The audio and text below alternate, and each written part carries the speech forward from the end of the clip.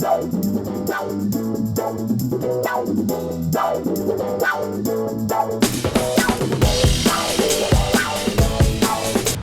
c'est bon.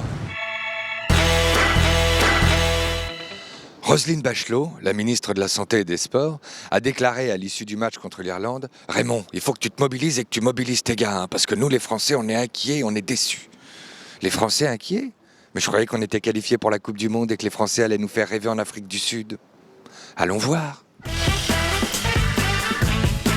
Elle a même ajouté que l'équipe de France était totalement asphyxiée, qu'elle a obtenu sa qualification à cause d'une grossière erreur d'arbitrage et que si on continue, on va pas aller loin en Afrique du Sud. Non, c'est plus grave que je pensais.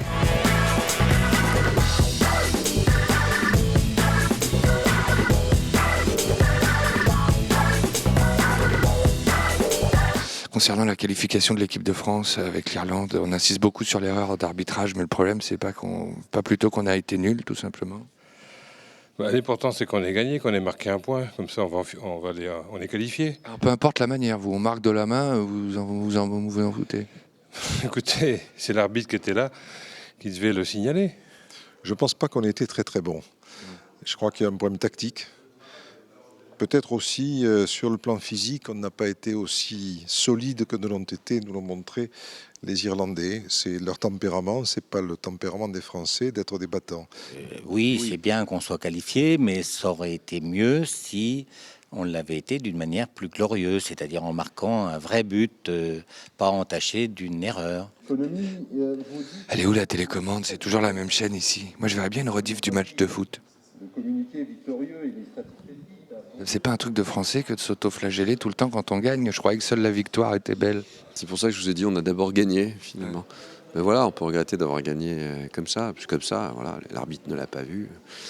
Et puis on a marqué un but. Mais c'est vrai que les Irlandais ont été plutôt bons. Mais on a gagné, c'est ça qui compte au fond. C'est vrai que c'est mieux que si c'est l'Irlande qui avait gagné en marquant de la main. Là, on aurait été fâchés.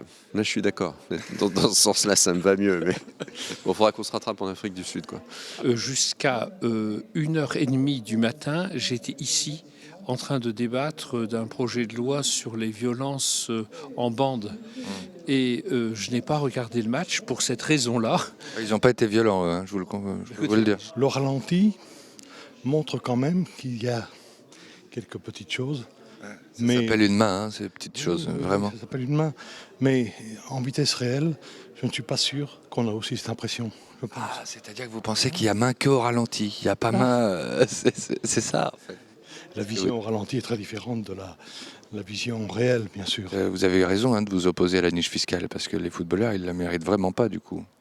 C'est pédagogique, la niche fiscale, c'est très différent. Et je crois que c'est pas mal qu'effectivement, les citoyens ont souvent beaucoup de critiques dans le monde économique vis-à-vis des chefs d'entreprise ou des responsables qui ont des hauts salaires dans l'économie, et une grande complaisance vis-à-vis du monde sportif.